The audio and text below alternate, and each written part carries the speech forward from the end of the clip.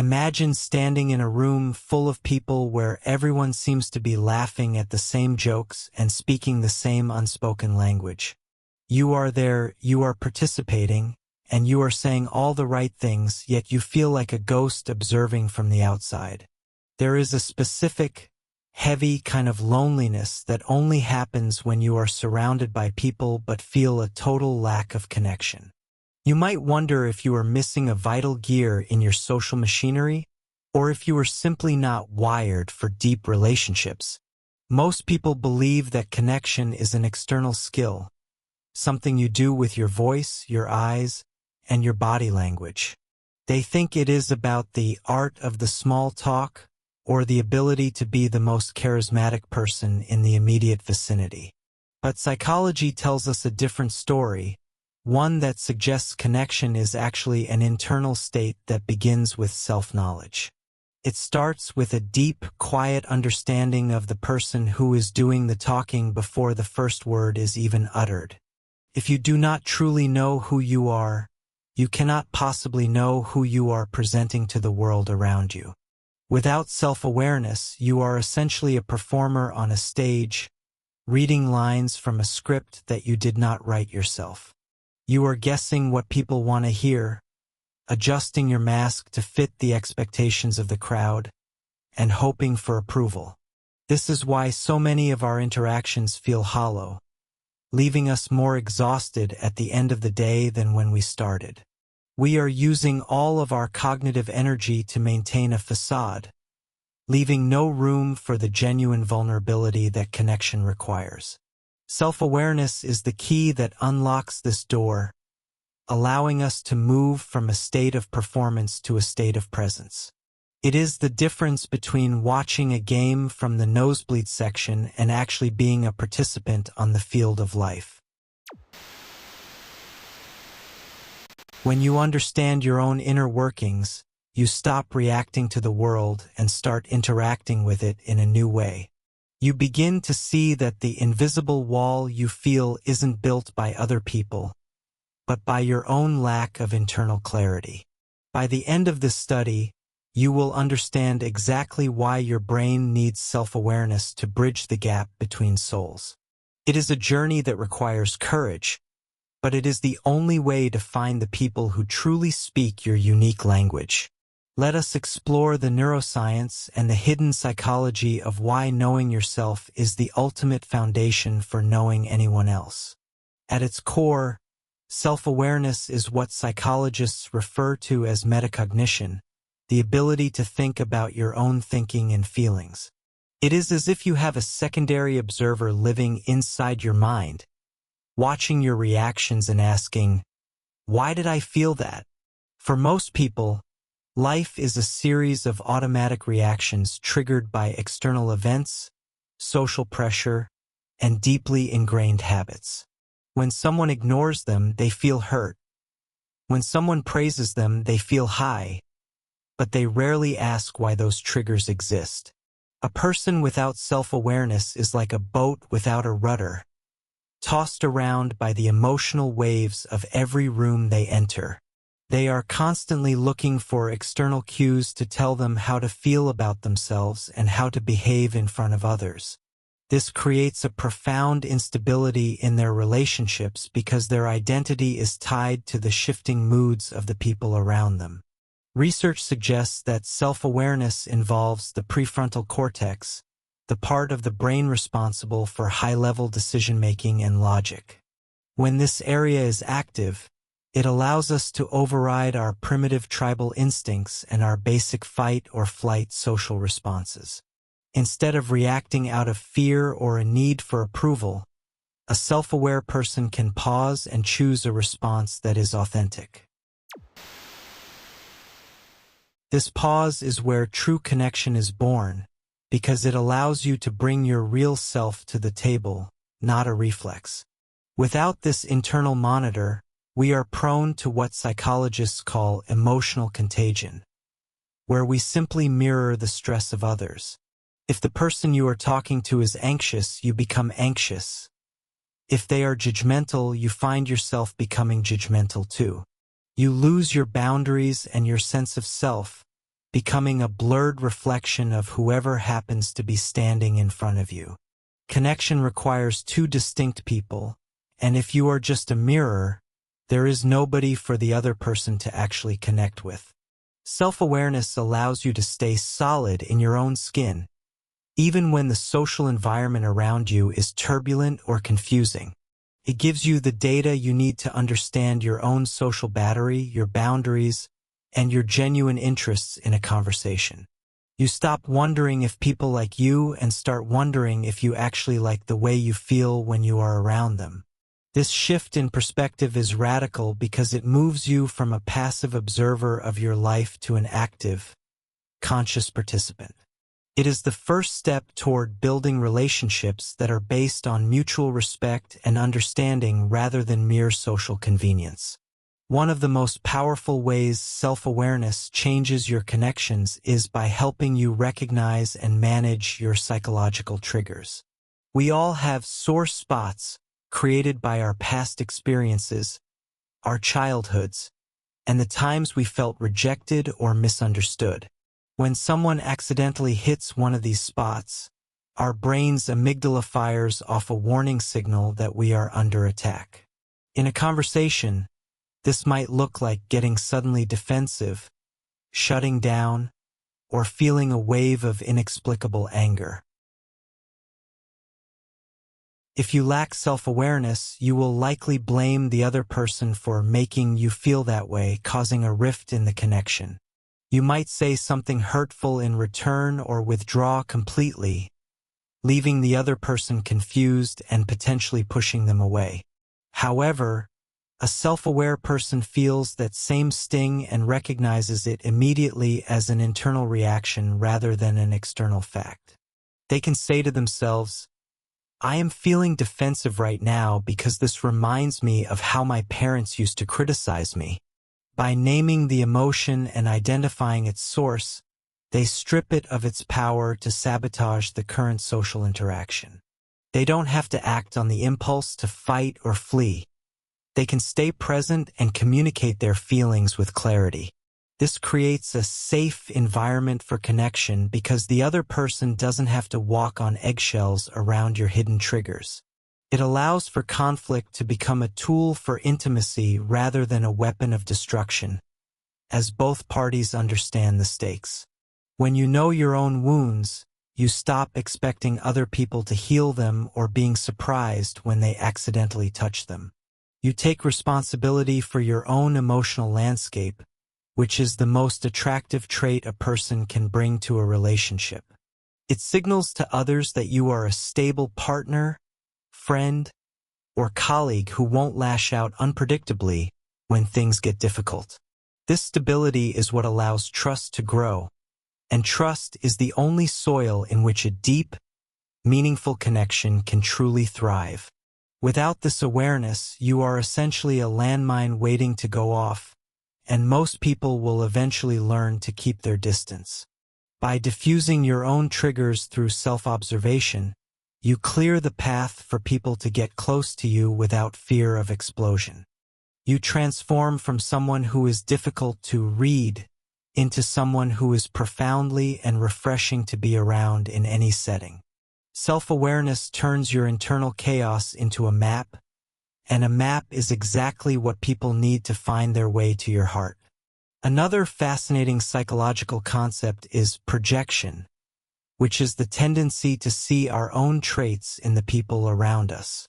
Carl Jung once said that everything that irritates us about others can lead us to an understanding of our own hidden selves. If you find yourself constantly annoyed by arrogant people, it might be because you are suppressing your own need for recognition.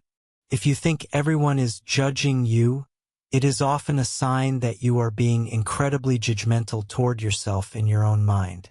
Without self-awareness, you spend your life reacting to your own shadows, thinking they are the flaws of the people you meet.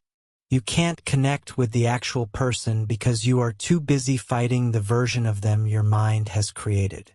Self-awareness allows you to pull those projections back and see people for who they actually are, rather than what you fear. It stops you from being a paranoid socializer and turns you into a curious one who is open to new perspectives and ideas. You begin to realize that the vibe you get from a room is often just a reflection of the internal state you brought into it. If you enter a conversation feeling like a victim, you will find bullies everywhere, even among those who mean you well. If you enter with a sense of self-worth and clarity, you will find that people respond to that energy with respect and openness. This is the social mirror effect, where our internal self-perception dictates the quality of our external interactions with others. Self-aware people are less likely to fall into us versus them thinking because they recognize their own complexity and contradictions. They see that if they contain multitudes, then the person sitting across from them must also have a deep and valid inner world. This realization fosters a high level of genuine empathy, which is the social glue that binds human beings together in groups. It allows you to listen with the intent to understand, rather than the intent to respond or to defend your own ego's position. You become a safe harbor for others because you aren't projecting your own unresolved baggage onto their stories or their lives. People can feel when they are being seen through a lens of projection versus being seen for their own unique, messy truth. Choosing to be self-aware is choosing to put down the magnifying glass you use on others and picking up a mirror for yourself. In doing so, you paradoxically become much better at seeing the beauty and the humanity in everyone you encounter on your journey. Self-awareness also fundamentally changes how you allocate your empathy and your emotional energy in a world of constant noise. Self-awareness teaches you to say no to connections that drain you so that you can say a full yes to those that fuel you. It turns your social life from a frantic search for quantity into a deliberate, meaningful cultivation of high-quality intimacy. You become the architect of your social circle, building it with intention rather than letting it be formed by accidental proximity. One of the most radical things a self-aware person can do is embrace the concept of radical presence in their interactions. Most of us are time travelers in our conversations. We are either reliving past social failures or worrying about future ones. We are thinking about what we should have said 5 minutes ago or what we are going to say next to sound impressive. This mental static prevents us from truly hearing the person in front of us, and they can usually sense our lack of attention. Self-awareness allows you to catch your mind as it wanders and gently bring it back to the present moment, here and now. It is the practice of active listening, where you are not just waiting for your turn to speak, but are absorbing the speaker's essence. When you are present, you pick up on the subtle cues, the micro-expressions, the tone of voice, and the things that are left unsaid. This level of attention is a form of love, and it is the most powerful tool for connection that any human being possesses. It creates what psychologists call a flow state in conversation, where time seems to disappear and two people are truly in sync. In this state, you aren't trying to connect. Connection is simply happening as a natural byproduct of your shared focused attention. Self-awareness is the guardian of this presence, constantly clearing away the internal distractions that threaten to pull you away. It helps you realize that you don't need a perfect story or a witty comeback to be interesting. You just need to be there. People are drawn to those who are comfortable in their own skin because it gives them permission to be comfortable too. If you are at peace with your own thoughts and feelings, you create a non-judgmental space where others can finally breathe. This is why self-aware people often find themselves becoming confidants for others, even those they have just recently met. Your presence becomes a mirror in which others can see their own worth reflected back at them without distortion or noise. You aren't trying to fix them, change them, or use them to boost your own ego. You are simply witnessing their existence. This witnessing is the highest form of connection, and it is only possible when you have first learned to witness yourself. By being present with your own inner life, you develop the capacity to be present with the inner lives of the people you love. It is a quiet, radical gift that transforms every hello into an opportunity for a deep and meaningful human encounter. It is a risk, the risk of being rejected, mocked, or misunderstood by those whose opinions you have come to value deeply.